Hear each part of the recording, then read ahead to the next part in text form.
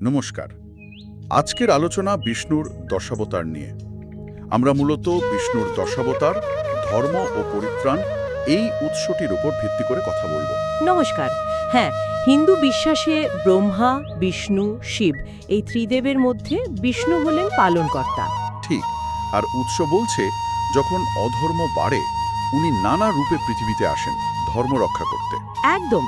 তো আজ আমরা এই 10টা প্রধান অবতার নিয়েই আলোচনা করব, মানে এর পেছনের ভাবনাগুলো বোঝার চেষ্টা করব।